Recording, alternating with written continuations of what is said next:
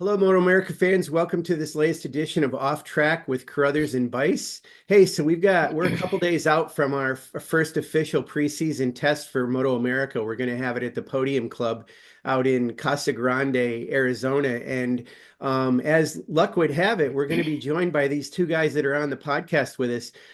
We had Jayson Uribe on a couple weeks ago, but we couldn't really talk about his deal, and it was tough not to because he's racing for the same team he finished second in the championship with last year, Orange Cat Racing, and he's joined this year by two-time Stock 1000 champion Andrew Lee, who is back in the fold, back on a leader bike, on a BMW. And these guys have known each other for a long, long time. Andrew, I talked to your dad, Eddie, a bunch about this, and he said it's so funny how Andrew and Jayson used to go at each other so much, but they're such good friends. So it's going to make for a great situation. But welcome on. We'll probably talk a little more to Andrew than you, Jayson, but we got you on. And actually, I want to start with something that I really don't understand, and I'm going to put you guys on the spot. So Jayson or Andrew, whoever wants to answer this, what the hell is Orange Cat Racing? When I was younger,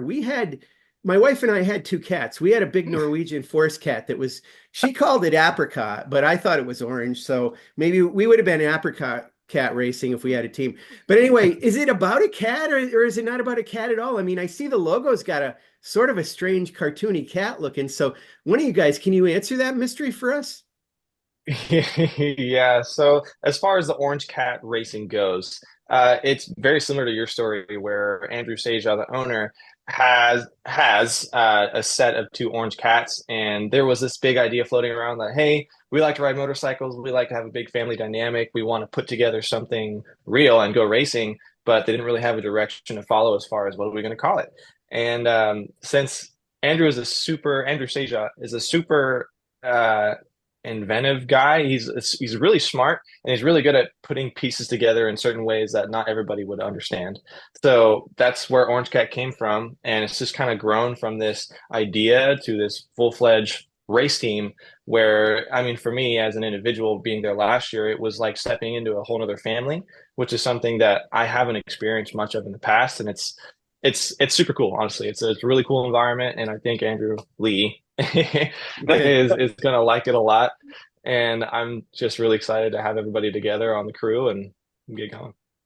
Yeah, I mean, the team has had a huge amount of success for not that long in the paddock. I mean, they kind of emerged on the scene with Caleb DeCarroll and Ezra Bobier and had a lot of success that first year. You had a lot of success last year. Sorry about that, guys. That's Larry Pegram calling me right now. I don't know why, but well, he's my neighbor here in Ohio. Anyway, but Jayson, you had a lot of success last year. Now we're back to a two-rider team with you guys again. I mean, I know Travis Wyman was on the team last year, but now it's going to be Andrew Lee. So you've been with a teammate before, but maybe not one like this guy. Yeah, I mean, I've known Andrew since I was about 7 or 8-ish, and we were banging bars on 65s back in the day. And then ever since that time, we've just been on and off riding against each other, riding with each other, and it's really cool to kind of come full circle and be able to not only work with Andrew, it's somebody that I know very well. I know how he rides, and I know how more or less we're going to set our bikes up, but more to be able to progress where. I think we're going to be able to work really well together, especially in qualifying scenarios where, let's say at Road America, when we go out and let's say, okay, I'm going to be leading the first lap, so you can get a slipstream. We're going to swap the next lap, so I can get a slipstream. And just kind of continuing that forward momentum for the betterment of the program is something I'm really excited about. Okay, so you are teammates, but we know how that goes, right? The first guy you want to beat is your teammate. Yeah, right. So maybe if you could both answer this honestly, and whoever goes first, that's the most pressure, I guess. But I'll make Andrew do it. But like when you when Yes. you when you when you come in during a session, you obviously sit down, you take your helmet off, or you flip your visor up, and you look at this timing and scoring screen, and you look for yourself. Is the second thing you do look for him? Oh yeah, absolutely. Okay, I I just mean, even last year when I mean like Jay kind of touched on it, we've been friends and racing each other since we were like 8. So there's always been an aspect of like where we were like best friends off the track, but there's one person I know that I need to beat every day, and it's Jayson. And if I get beat by anybody else, I like it to be Jayson, if that makes sense. Where it's like I don't want some random guy beating me, but if Jayson beats me, it's like okay, but not next time. I can't let it happen. So there's definitely that competitive aspect there. Now, Andrew, did did your deal come together late? I mean, I don't know who came first, the chicken or the egg here, but did your deal did it get put together late? Yeah, I mean, late is such a relative term in motorcycle racing, Right. because I feel like nothing gets done super early. But I knew Jayson was going to be my teammate once I got picked up, and I was really eager. That was one of the motivating factors. Was like I got to ride with Jay. I think that'd be a cool experience, especially seeing how Orange Cat kind of from round one last year kind of elevated Jayson up. I think the whole team dynamic was pretty appetizing to be a part of. Yeah, so Andrew and Jayson, you guys have both have pretty extensive experience on BMWs. I know you've ridden other bikes, obviously Jayson Honda and Andrew you with Kawasaki as far as leader bikes go, but I know you've ridden a lot of other ones too. Do a lot of riding at Chuck Wallace. So the for certainly for Jayson being incumbent, but for you, Andrew, it's really not new for you on this bike. Maybe there's a couple of things different with the bike. I don't know. And I assume you go in and get your setup the way you have it and have had it in the past on an M1000RR. Is that kind of the plan? Yeah, I'm actually pretty fortunate because my lead tech from last year, Waffle, he's coming over and joining the team. So Jayson worked with Kirk Karenko last year, and they've kind of got some tuning ideas that worked really well for them. So I think coming with Waffle and some alpha techs are going to be there. I think that's going to just kind of help elevate my idea of a setup because I think right now uh, I felt pretty good at Laguna on the BMW, and then we didn't get a chance to go to New Jersey and kind of develop from there. So if I could take the good feelings from Laguna and build on it with Waffle and Kirk and the Alpha guys, I think it's going to be a good program, especially with sitting with Jay and have him help. So Have either of you guys ever been to Podium Club before? Uh, I've done Jayson, some laps of Podium Club on a stalker, yeah. okay. It's all runoff, nothing to really worry about in terms of air fence, right? You go off and into a cloud of dust, I guess, but it's does it relate to the tracks that we have? I think Podium Club relates a lot more to the tracks that we have here in the States than, let's say, Chuckwalla. Chuckwalla, you Yeah. have to ride and set up very different. Podium Club is much more of a point and shoot kind of track. I think it's actually a really good track for development. I know the Attack Yamaha guys are there all the time because it's so good for development. But speaking on Andrew's point, as far as going there for the first test of the year, the first official test of the year, I think is a really good idea because there are so many different aspects that we can continue from last year. And like Andrew was saying, at Laguna, he was a freaking menace. Like he was the guy when I got off of qualifying and I saw how fast he was, I was like, oh man, this is going to be a problem. So I'm excited for both of us, really. I'm excited to continue that progress. And like Andrew was saying, he's got Waffle. We have Kirk Karenko, who we're sharing as a crew chief this year. I'm going to have Nick, Don, Ryan's going to be around. We got the Alpha Techs, Mikhail and Jules, which are coming over from Germany, who are really instrumental to the Orange Cat program and helping us to develop that process, like Andrew was saying, from round one last year, where I didn't really do that great. And being able to work with everybody on the crew to progress throughout the year, I think is going to be huge. Again, working with Owens, we got Megan Ryan as our tech this year. She did an awesome job last year with especially with our rear shock, going through 20 different variations of everything that we possibly could, and finally getting to literally at New Jersey, like, hey, we have the setup. This is it. And now we're actually just fine tuning. Moving on with Ridwan, who's always helping us with tires. We have Jeff Connors, David Vaughn, and Aiden Keller. Everybody is always helping. Everybody is this big family project.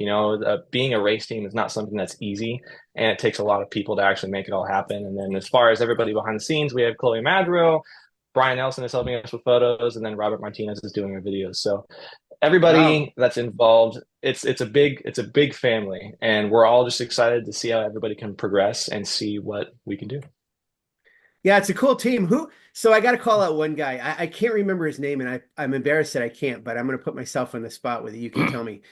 The dude that drives the transporter. He's got gray hair, usually wears a bandana. I just love that guy. I mean, he's so Dave. cool. Dave. Yeah. What's his last name? Vaughn, super cool guy. Oh, Dave Vaughn. Yeah, he's so Yeah. awesome. He's really into Yeah. it. It's really funny, to see it. Is he from the Chicago area as well? Is he know Andrew, the team owner? Yes, I can't say for 100% certain that he is from the Chicago area, but he's definitely been in and around for a long time. And Yeah. he and Andrew Seja work together very closely. They all work at the Cat Cave, which is what we call our race team headquarters. So it's really cool. And like I was saying, especially the upper management, so to say, everybody is really tight knit. Everybody works together, so we're all able to have pretty good flow and efficiency between the crews. Yeah. That's good. Now, Andrew, one of the things that Jayson told us is I think when we had him on the podcast last time, you were already kind of, and we couldn't announce the team yet, of course, but we knew. And so we kept it quiet. But Andrew said, or I'm sorry, Jayson said that you, Andrew, were already texting him about like, hey, some team things we can do or whatever, already talking strategy a little bit. Is that true that you were doing that? Yeah, yeah, absolutely. I mean, like I said, Jay and I are super close. So, I mean, I would love to go 1-2 with the guys. So anything that I can do, I'm doing it. And I think that to kind of touch on what Jay said with the team atmosphere, they've got some really cool, in a sense of like their organization in itself that the team does, I think makes it easier for a rider to excel. So, I mean, you could see it with Jay throughout the year. And so I'm trying to come into the season like Jayson did and just maybe a step up each week. And that way, it's a short season. So just trying to get the ball rolling as early as possible. So just like a big building exercise, essentially. Okay, Andrew, I think I know you well enough that I can ask you this without you getting too mad at me. But like, I get excited when okay, because you kind of bounce in and out, right? Like, we never know if you're going to show up. You show up, you're out, you're in. You show up, I kind of get excited and you don't do very well. And then you come back at another race and I'm not that excited because I assume that you're maybe not going to do that well. And next thing I know, you're on the podium. So I don't know, is that like a comfort thing, a team thing, a bike? I mean, so much stuff goes into racing a motorcycle, and believe me, I know that. And I'm not picking on you in any way, but it's like No. I never know what Andrew Lee I'm gonna get. Yeah. I mean, trying to look at it from a third person's point of view, it definitely looks a little not ideal, obviously. For me, I think since I ran my own program in 2018 and 19 with Derek Keys as my crew chief, he and I just worked really well together. Uh, I have a couple things as a rider that I need out of my package. And if I don't get that and I don't get that feeling, there's definitely a sense of um, I'm not going to go send a bike into a tire wall just for that extra half a second, maybe. But if you can give me what I'm looking for out of the bike, and it's not like I'm trying to run the clip-ons upside down. I'm not trying to do something crazy. And I think oftentimes being that I don't ever get the momentum. Like I come in and like I filled in for Michael Gilbert a couple of years ago, and we started to get the momentum and the season's over because I came in after his injury. And then last year we just never really got what I was looking out of the package necessarily. We touched it at Laguna, and then that's when I was kind of fighting for the podium. So I mean, I'm the same rider, and I think that I just kind of maybe rely on something in setup maybe more than most riders, unfortunately. And when I get that though, I think that there's a lot of speed in the package, and my goal is always to be on the grid. It just sometimes doesn't work that way, unfortunately. So the goal obviously is to find that sweet spot as quickly as you can, and then just make small adjustments from that. Yeah, yeah. For me, I have like a hierarchy in my brain, and so it's front end focused for me. And if I can't get a front end focus, like oftentimes kind of jumping into a new program, learning a new crew chief, or learning just a new organization in some senses, that they have their process and that they want to work their way, and that's great and that's fine. Sometimes that just doesn't correspond in a timely manner in my sense, because again, I'm so front end focused, and sometimes it's not just doesn't work out as quick. And it's got to be hard also, like you mentioned with Michael's team, getting thrown into the thing late in the season. Everybody else has been racing all year, and here you come and you're expected to do whatever you can do. So Yeah. I would think like a Podium Club test for you, this with this much time before the first race, has got to be a huge advantage and something you're excited about. Yeah, and it's I got a couple tests last year, but I did it by myself. So it's in the sense of like, oh yeah, we're competitive versus who? Like Right. the jackrabbit on the side of the racetrack and podium. Okay, cool. Like, yeah, we're doing all right. But this year, I knew Jayson's pace last year, right? He, in the second race or one of the races at New Jersey, he was running superbike times, right? So I know when I go to Podium Club and he's a second faster than me, I might as well be P8. So the delta, I've got at least a vision of it, and so we could work together, and maybe I could push him to be a little bit faster, but ultimately we know that we're going to have a good reference of where winning times are going to be. One of the things you mentioned about the front end, Andrew, and one of the things that I don't know if this is still the case, but it seems like it's been I don't want to call it an indictment, but something about the BMW is always that it's a little bit hard to turn. I mean, it's super fast, got a lot of power. Turning's a little tough. I think we've talked to Jayson even on the last podcast about trying to get the thing to turn, and he wasn't complaining about it. I'm not saying that. It's just he understands that characteristic. The bike has changed. I know that Alpha Racing works with you guys and does a ton of stuff. Has it gotten better? Have they done more things with that? Have you guys developed it to the point where it obviously is better, or has it progressed to the point where you can't even think about what it was before because you just know what it is now? I'll let Jayson take that one. For me, I think he's worked a little bit more closely with Alpha than I have. So, Right. Yeah. Okay. Jayson. I think to answer that question, I would say that the package that we had at the beginning of 2024 was still a great package, but there was just some refinement that we needed as far as building the stock 1000 legal variant of the Alpha bike. And like you guys were saying, I think that mid corner long lean angle, like Barber has a lot of corners where you leaned over forever. That's where I tended to struggle with just getting that drive grip out of the corner. And then from developing that package throughout the year, we get to a place like Jersey where there are a few corners where you leaned over for a long time, like that triple right-hander right into a long left. However, the package that I had at Jersey was, miles better than the package that we had at Barber just through refinement. So I don't want to say there wasn't a secret sauce. There wasn't anything special, so to say, that we did to the motorcycle to say, okay, it's way better.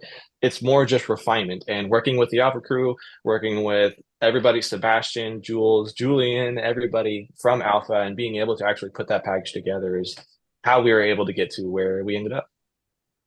Yeah, and you guys, we talked a little offline, so I'm going to, again, Andrew, just maybe direct this to Jayson a little bit. You guys are starting off with a 2024 BMW M1000 RRs, what Jayson, you rode last year, and actually, Andrew, you did as well, not the same bike, but, the iteration. And you're going to get to 25 at some point, and we've heard something with that 25. Did they remove something, or is that just World Superbike? Something with the frame he can't be used or something this year? What's the insight on that? At least from our perspective, with the stock 1000 package, I can't really go into super specific detail just because That's okay. I don't know. Right. I don't either. Give up. Okay. Yeah. But as far as the stock 1000 package is concerned, we will get the 25 bike, frame, chassis, everything is going to be the 25 model. I know that they were having some issues with the FIM homologations just because of the superbike stuff they're trying to do was a little bit close to the lines of regulation, but not over it. So that's one thing I don't really want to get too deep in just because I don't know. But as Okay. far as the stock 1,000 bike, it's going to be the 25 and 1,000. The biggest thing that I'm excited about is that it has the steering head Steering wheel. sensor. Yeah. Yeah. So it's just another form of information that we can take when we're doing our data analysis and be able to just see exactly where the front tire is pointed, not just kind of what the wheel speed differences are. So I'm excited about that. Wow, that's pretty cool. Do any other leader bikes have that? I don't know what that is. That's crazy. Not that I know of, but I could be wrong. Yeah, Yeah. it's That literally just like a direction finder. that's pretty cool. Um, Mhm. so Andrew, back to you with a specific thing. I want to ask this pointed towards Miss Garrett. You'll know this. I'm not putting you on the spot. Garrett Gerloff, so was on a BMW, a World Superbike spec bike. Now is back on a well, not back. Now is on a ZX10 RR, even though it says R on the side, but that's branding. So we understand that. Although it isn't really an RR because we know it doesn't have the forks and all that. We get that. But anyway, they call it an RR for whatever it is. What I want to ask you, Andrew, is you rode for a ZX10R for quite a while. How different is that as a Kawasaki leader bike from a BMW leader bike? Do they feel the same at all? Yeah. No, I wouldn't say that they're that close. It's hard to say with the Superbike though, right? Where, Yeah. I mean, those things are so refined, where going from super stock bike to super stock bike, there's definitely a difference. When I raced at Chuckwalla last year, Corey Alexander, who won the stock 1,000 championship on a BMW, would be in front of me, and I'm on my personal ZX10, and you could see the spots where I was stronger. And then the BMW for me on throttle is insanity. Like what Corey as a rider himself as well is a little bit gnarly on the side of the tire. And so when you're behind him, you're watching, and you're like, now is that the bike that's doing that, or is that Corey? Because you just can't tell. But yeah, I think the ZX10's again more front focused. It doesn't have as much mechanical grip, which is the fallback on a stock ZX10 for me. So you can get into the corners, you can roll up on them. The second you open the throttle, they get a bike link just on the edge of the tire driving off the corner. And so on the BMW, if you can at least enter the corner with another bike, you'll be fine off the corner. Okay, and this off the corner, is this a matter of grip or a matter of torque and acceleration out of the corner, regardless of grip?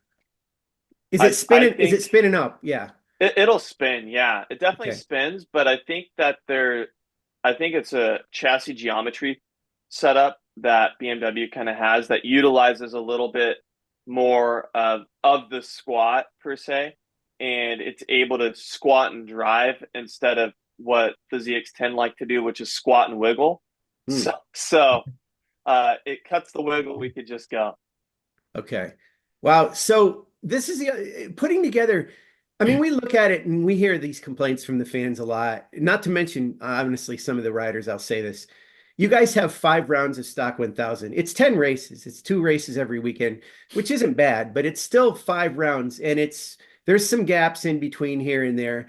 Is that difficult to put together a season of consistency, or is it good to have a little bit of time to work on stuff? I mean, what would your opinion be of that? I'm sure you'd rather race almost every other weekend or something if you wanted to or could.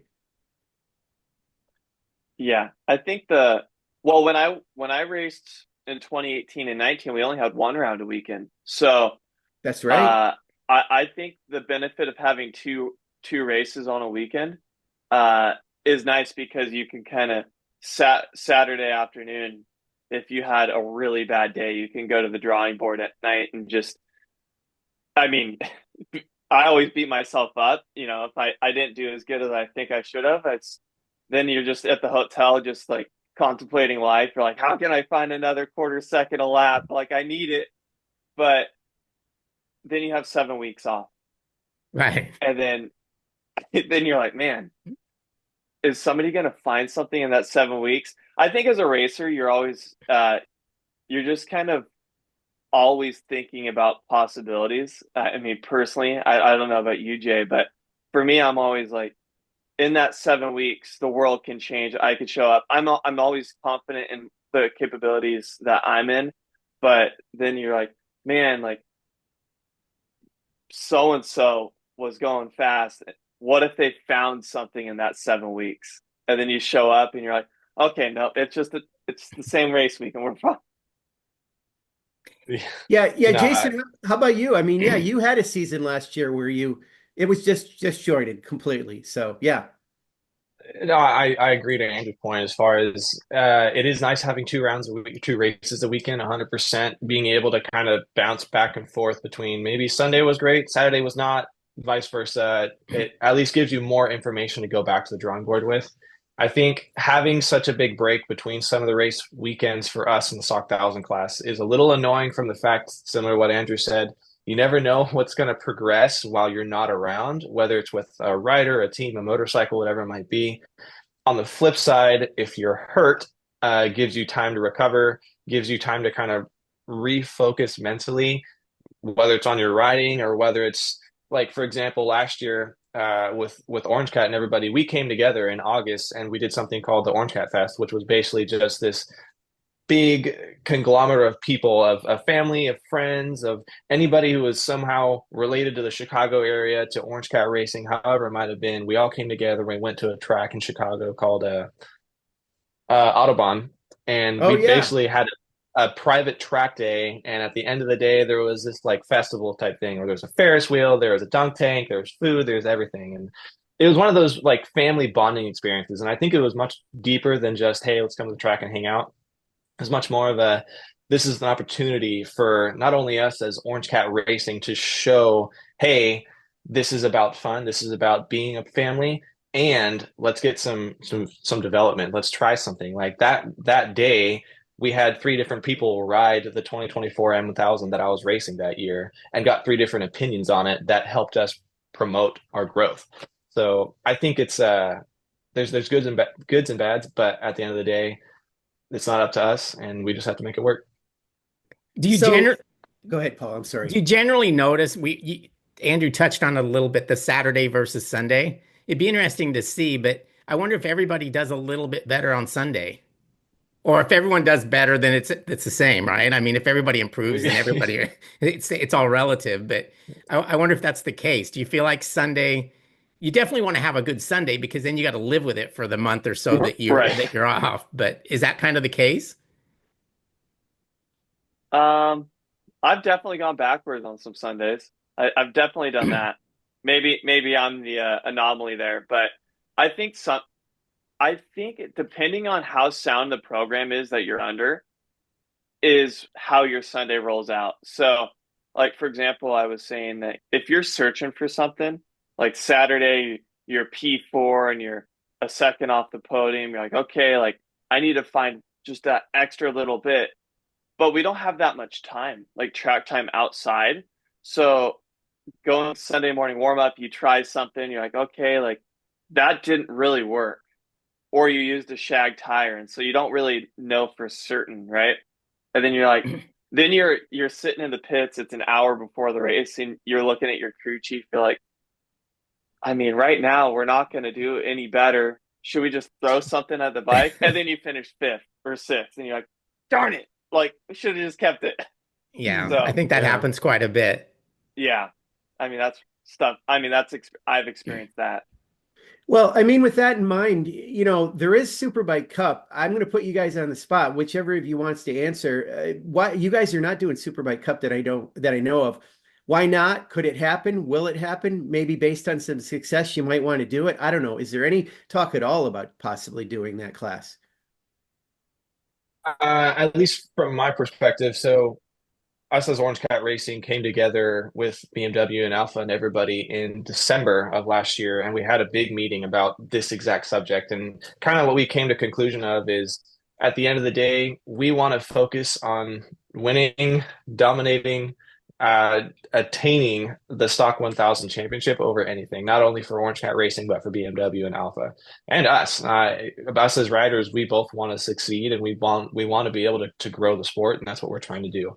So Superbike Cup for us, not that it's out of the question, not that it's out of the picture. It's just more of a, we're trying to devote everything towards one goal. We don't want to deviate and spend extra resources and put our bodies at risk more than we need to. Something comes up, awesome. I'm not saying that it won't. I just don't know, and we'll just kind of go from there. Does the Superbike Cup, can it like dent your confidence a little bit? It's like you're working your butt off and you're racing for eighth. It's not the same as when you're working your butt off and racing for the win. And I could see where sometimes the Superbike Cup, you'd be like at the end of the day, like, well, I kind of suck, and it's like not real fair. But does that happen? I don't necessarily think so. I could definitely I think it's a slippery slope because when you're developing a bike and we've got 14 or 15 lap races out of stock thousand, and then we do a superbike race and it's 22, 23 laps, and on lap 18 you're like, oh man, the bike's chattering. So you come in and report it to the team, say, hey, the bike's chattering. But that would never be an issue in a traditional race. So it's almost that in a way where you're doing a race and as a rider, you're always going to report back. And then you come back in and say, hey, the bike's chattering. But it doesn't really pertain to anything that matters in the 15, 14 lap window. So I think sometimes you may get off in the weeds and you start tuning for a problem. And then now you may be lost where you were comfortable. That makes sense. Yeah, Andrew, while we have you on here, we want to talk to you. I spoke a little bit with Jayson when he was on before about Amber Firehawk. I want to talk to you a little bit about Mallory Dobbs, who is a racer and competed last year in the women's WCR on an R7 and is going to be doing it again this year. She's on a different team. There's some time in between rounds. Will you be attending some of those rounds with her? And what do you do when you're there? Do you help her with the bike? How involved do you get? How involved can you get in that bike? Because they're kind of identically prepared. They're all spec bikes, so to speak. Yeah. When we go, I'll be going to four. We've got two conflicts. So I'm missing her first two rounds, and then I'll go to her last four. Last year, I was a lousy wrench on her bike. So I was just, stripping out bolts and taking 15 minutes to change a front wheel. So that was helpful, I think, right? So this year I'm going to be the social media manager. So I'll just be okay. doing You can videos handle and that. photos. Yeah. So I don't know if that's a promotion or a demotion. I'd like to think it's a promotion. I'd like to think it, but yeah, the bikes. I mean, there's not much you can do. It's funny because her crew chief John's over there, and he just stares at the bike. He's like, "Well, you've got 2 clicks of rebound because they're running the front stock forks. So if you go to 3 clicks out, there is no damping. So you have to go 2 clicks, and then you can't change spring rate on the forks. You can only change oil height." So he's like sitting there, and he's worked on superbike teams and super sport teams, and he's like, where you could change linkage and all this stuff. And he's looking at this stock R7. He's like, can't even adjust ride height on the shock. So he's like, well, what are you going to do? So it was much of a scenario of changing wheels, not much else. But no, it's exciting. It's funny. I was listening to a podcast the other day with Ricky Carmichael, and he actually asked the podcast host, like, how many 450 guys that race Supercross do you think could actually tighten their own chain? Is it in the MotoAmerica paddock? Do you think there's a lot of guys that don't really know how to work on their bikes? I'm going to shout one guy out, and it's in a disparaging way. Jason Pridmore. So I do a ton of coaching for JP. He's an AMA champion, world champion. If that guy ever has a wrench in his hand, get him away from a motorcycle. No kidding. Wow. Get him away from a motorcycle. Wow. But then you have, on the other side, you have Bryce Prince, who's building his team's bikes and then going and racing them. So I think you have a little bit of everything. Yeah, wow. And it's funny because Carmichael, they were talking about the fact of like tightening your chain to the average guy is not a big deal, but tightening your chain and doing a Supercross, you better get it right because bad things can happen. But I found it kind of interesting because I thought, I bet there's not a lot of guys in our paddock that could actually work on their bikes. Me being one of them, obviously, but anyway. I know Jay used to work on it. I remember going over to Jason's house, and him and his dad have a CBR 1000 and a million bits. And you're like, oh yeah, we're just doing a little refresh. We're racing next weekend, dude. He's like, yeah. We're just, just going through it. I'm like, wild. Jason probably crazy. Jason probably pulled it apart, and his dad had to put it back together. Yeah. Yeah, So sounds about right. So speaking of Jason and the fact that you mentioned you work with him, you're an instructor, and Mallory's an instructor too. I want to touch on that. So, okay, we know you don't want to wrench or can or not, are not going to wrench on Mallory's bike when you get over there this year. But what do you talk to her about? I mean, she's an instructor too. Can you tell her anything, or I can't. I mean, I love my wife. I can't tell her anything. I mean, I can't. She took the Motorcycle Safety Foundation course because I couldn't instruct her to shift or do anything on that. So, Yeah. can you talk to her about that stuff? Yeah, there's definitely, I mean, I could talk to her about a lot of things. But then there becomes I as a racer I'm very dry on race weekends. I'm very like in the zone, and I've come to realize that on her race weekends I'm the same way. And so I'm not the most pleasant of people, and I'm very goal oriented. And so there was a couple times last year where I'll say something to her and I'm like, "Man, that was a bit rough." Like that was just, maybe not the nicest of things, and she's understanding of it, and she's learned to deal with it a little bit. But we had an opportunity to ride at Donington Park last year, and I found some things in her riding that she never maybe realized before. Then I think over there it's hard because I mean she's a full-time professional, right? Like she's a civil engineer. And so where you have Anna Carrasco on the other hand, who can't even think about having a real job. She's been riding motorcycles her whole life. She rides 3 days a week. She's always riding, working out. And it's like there's that little bit of her 10 tenths and Mallory's 10 tenths might be a little bit different. And so trying to elevate the ceiling for Mallory comes to being not, hey, like, how are you sitting on the bike? Where's your bar input? How are you going to the brakes? And it's more so like just trying to develop the comfort and kind of build that, push it forward. Andrew, do you have any bad habits on a motorcycle? Tons. Can I you name hate how I it? sit on it. Yeah, I hate Okay. how I sit on the motorcycle. I think I suck on the brakes. Like when you watch Hayden Gillum go on the brakes, you're just looking at him, you're like, how is that guy going to make the corner? So definitely need to get better at that. But I mean, I think that in I think if you go ask Patrick Mahomes how is as a quarterback, he's not going to highlight the things he's good at. He's going to highlight the things that he knows that he needs to improve on. And I think Jason's probably the same way. Um, I would imagine, right? Yeah, no, 100%. I'm definitely guilty of favoring my rear brake too much. It's like my scapegoat when I get scared. I'll go right to the rear brake, and that gets me in trouble more often than it gets me out of trouble. But I agree to Andrew's point 100%, where it's a lot easier to fine tune the things that you're bad at than to recognize what you're good at. Just because if you're always thinking, "Oh, I'm great here," how are you ever going to improve? I think it's the nature of our sport. I mean, you talk about even among your crew guys. I mean, guys that you've worked with, or even guys that we've worked with. I worked with the Yamaha. Those guys would be like, they don't remember the successes. They only remember the things the bad shit that happened. And I'm like, oh, they remember that vividly, and they don't ever want to have it happen again. And it's like, oh yeah, I remember that time I didn't put the spacer in the wheel, and it's like. Yeah, but you won, almost every race that season. What are you doing, So, but I think it's human nature, right? We always look at the bad side, maybe of things to try to maybe look for improvement. I don't know. It's hard to celebrate the good times, isn't it? Yeah, I think that's something that as as a person I've tried to get better at.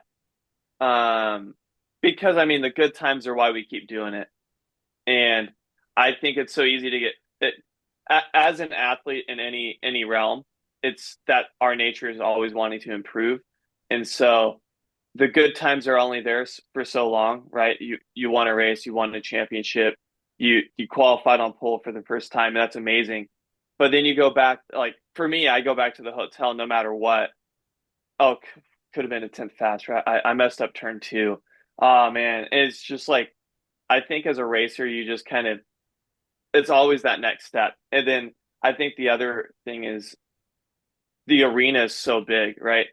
you win a stock thousand championship or you win a stock thousand race here in America. Okay, but there's still a rider that's better than you. So how are you going to get better tomorrow? So it's just for me, it's always, you got to kick the ball down the road and you just keep chasing it no matter what. Yeah, and there's always that damn stopwatch, it doesn't lie. Yep. And every night, what lap times you did, and what the lap times the other guy did, and sometimes it can be hard to stomach that, I guess, and make cause for Yeah. a few restless nights.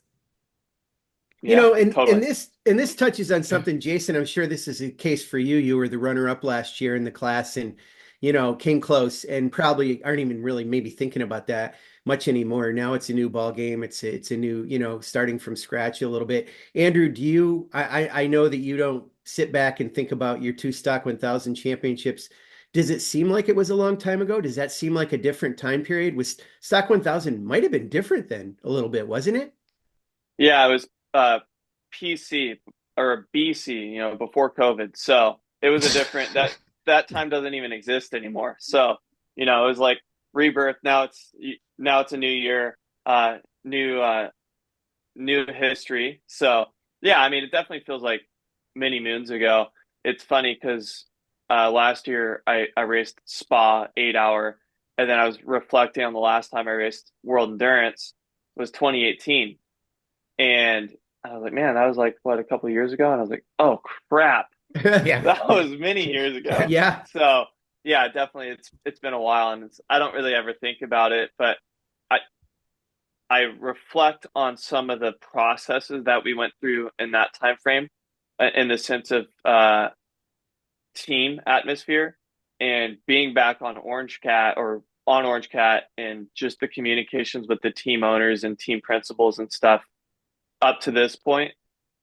It's given me reminiscence. Like I'm thinking back to how it was in 2018 and 19, and it just makes me excited. Like flying down to Podium Club this weekend, I wish I was already there. Like I'm super eager. Now, Andrew, where are you now? Are you living with Jayson Pridmore?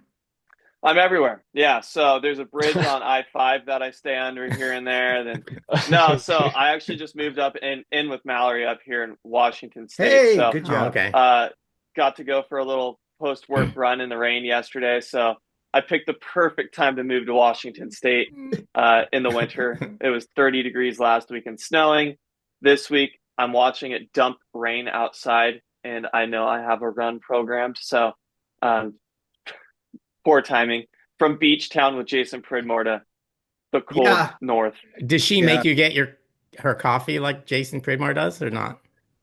No, so we do it at home here. Yeah. Oh, So smart. JP, you save $10 a day. Yeah. Well, with JP, he's got the oat milk lattes, man. Vanilla oat milk lattes. And you're just like, it's crazy how much these coffee shops are charging, man. Yeah. For a latte. It's insane.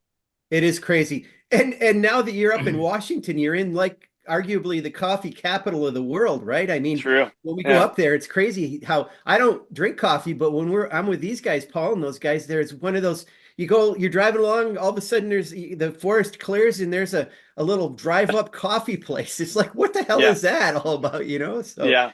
But that's cool that you do that. So do you know, let's do a little PR for Mallory. Is she going to be racing is she going to be at the Ridge this year with us? Or she will be. Okay. Do you know if she's racing Hooligan or what the plan might be? I think she's doing Hooligan and R7. So she'll be in the Twins Cup. Oh, nice. Which makes sense. She should do that. I mean, it's the bike she knows. So that's good. So she'll get some involvement in both of that. That's right. Well, that's good that you guys are, the family that races together, I don't know, paces together. I don't know what that's all about, but who knows? And Jayson, you're done. Are you still in Southern California dealing with the fire stuff, or are you back up north? Yep, I'm back up north, kind of settled down with the crazy rain. We had all the mudslides and stuff that we were trying to deal with a couple days ago, but everything's pretty much back to normal right now. And like Andrew was saying, I'm just trying to physically, mentally, emotionally prepare to head down to Podium Club and get it ripping. Yeah. Yeah, it's only going to be a couple of days. We'll be there on the weekend, which is nice. And, I know you had mentioned that, I think Attack and Richard Stamboli loves that track a lot. And apparently, I don't know if they go to Buttonwillow anymore because they like this one as much. At Buttonwillow, I believe they used to run it both directions. Do they run both directions at Podium Club? I believe yes. I've only gone one direction, but I believe they are capable at least of reversing it. Yeah, I mean, I don't know if we're doing that or not. I'm not sure, but we've got a pretty diverse group. We've got some superbike riders, some super sport riders. You guys in Stock 1000, a fair number of Twins Cup, a couple of baggers. So we're going to have a lot of different types of bikes on the track, in their different sessions, and we've opened it up to the public. So I mean, you can go on the website and get tickets and go there and watch these guys. Are you guys going to be in full livery on the bikes, or are you still kind of primered out at this point? We're a little bit more than primered out, but we're holding off on the full livery until the race season. Well, that's good. That's really good. That's because I'll tell you, the bikes are really, really noticeable, and not just because of the giant, gaping like catfish maw on the front of that thing, whatever that is. But I mean, the color is cool, and I think if I understand it correctly, you guys both have dropped the zeros from your competition numbers this year. You're going to be back to 36, your traditional number, Jayson, and Andrew, you're going to be 14 instead of 140 this year, correct? Finally, again. Yep. Yep. Yeah. Well, I had 14 originally last year, so I still Yes. had it. And then I ran Superbike Cup, and the new rule with AMA is there can't be a conflict between super sport numbers and superbike numbers. So I had to run 140. Yeah, which is weird for a guy that was a two-time champion with that number. You'd think he'd always have that thing, grandfathered in or something. I don't quite know how it works, but that's, it's something that I don't get involved in too much. So, but you guys will hit the ground running. Have the bikes. I mean, they've been dynoed and all that. Obviously, does Orange Cat? The Orange Cat has a shop in Chicago. Is that correct? Yes. So Orange Cat Racing is based out of Chicago. Pretty much all the bigwigs, Andrew Seja, Dave, Aiden, Jeff. Jeff is back and forth between Las Vegas and Chicago, but everything is more or less based in Chicago. Yeah. And that's a pretty big commitment to go from Chicago all the way down to Podium Club. That's pretty cool because I mean some of it there is a regionality to some of the teams that are going to be there. We know obviously Rahal Ducati Moto won't be there, but you guys are making that commitment. Is it because it's a chance to get on track with some of the other teams? Is it just the commitment that Orange Cat shows to MotoAmerica? Where do you think that is? Yeah, I mean, I'll let Andrew touch on this in a second, but I think at least from the OCR perspective, everybody is putting in 100% to make sure that this year, 2025, we are able to maximize every potential opportunity, whether it's on track, off track, bike development, not only with BMW, but with Light Fighter and building that Light Fighter program as well. Being able to make the most out of the package because it's something that I'm lucky to have. We're all lucky to have Orange Cat be around at all. So we're all trying to make sure that everybody involved, Andrew, Lee, Andrew Seja, Dave, everyone is able to have fun and make the most out of the opportunity. Yeah, Andrew, speaking of which, have you ever ridden a light fighter?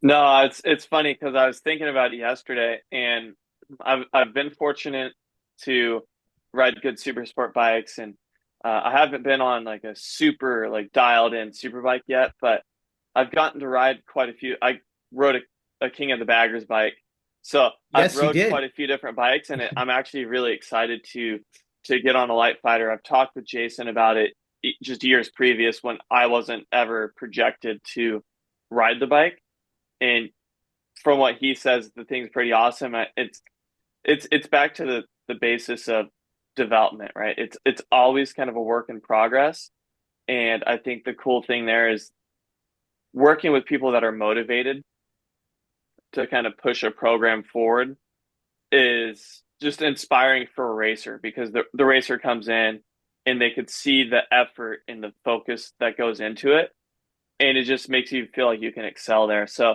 and that's like with the Alpha and on the Light Fighter side in Orange Cat, just as a whole conglomerate there, it's like you just come into the shop and you're like, okay, we mean business. Let's boogie. Let's get this That's thing cool. going. Man, Okay. you want to race and win for that. I mean, you want to run through a wall for that stuff. That's great. Yeah, it's Kool-Aid, man. Yeah. All right, Cool. I've just got one more for Jayson. Jayson, you finished second in the championship last year, a close second. You won races. The guy that beat you for the championship and in the other races is Hayden Gillim, and he's not going to be in the class anymore. Does Most people just think, oh, Jayson Uribe is going to be champion now because the guy that beat him's gone and he's the top guy. Is there some pressure with that, or do you just ignore that and think, hey, someone's going to step up because every year they do?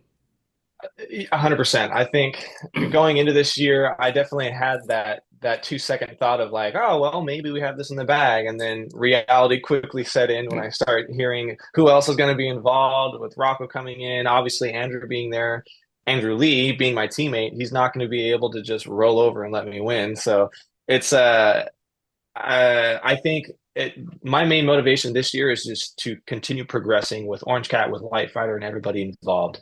I don't think there's a second for me to be complacent because I'll lose it. I'll lose a fight. I'll lose a championship title. I can't let myself just roll over.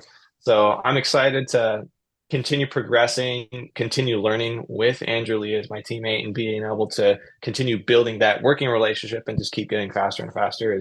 I'm just really excited. Uh, Andrew, or actually probably Jayson can answer this better. Motorworks over your left shoulder. We don't know that brand. That's obviously another Orange Cat brand. Tell us what that is. Yeah, so MotorWorks is a shop based out of Chicago. They're BMW, not only BMW, but they're a big dealership based in Chicago, and they help us a lot with helping us with the Alpha bikes. So Alpha racing motorcycles get imported to the US from Germany, and there's only X amount of people in the US that not only legally, but just have the connections to actually make that happen smoothly. And MotorWorks Chicago is that resource for Orange Cat Racing for us. So they help us a lot with getting the physical motorcycles and then just helping us with support on the bikes. Okay, thank you. Yeah, it's good to know that. Man, so you guys, the band back together, the fighters, the lovers, it's all good. It's going to be a great season in that class. I mean, it definitely, for me and a lot of people, I'm sure, elevates that class. And we have fans that just like flat out tell us Stock 1000 is their favorite class. And they can't really tell us why. They just say, we love the riders. We just like what they do. The bikes are very relatable, and they're super fast. So, we're excited too. And we're looking forward to seeing you guys this weekend. Absolutely. Yeah, did Paul drop a unposted news flash With what? with the Hayden Gillim? Oh, Hayden Gillim, that part of it's okay. There is, yeah. It wouldn't be the first time. Yeah, I was just trying to gauge if I can share this podcast yet. No. You'll be fine.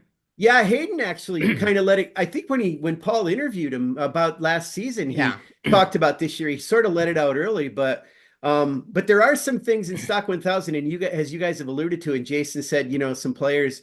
There are some yet to be announced riders. I'm sure you guys know who we're talking about, and when that gets announced, I think there's going to be even more juice in that class to follow this year. So.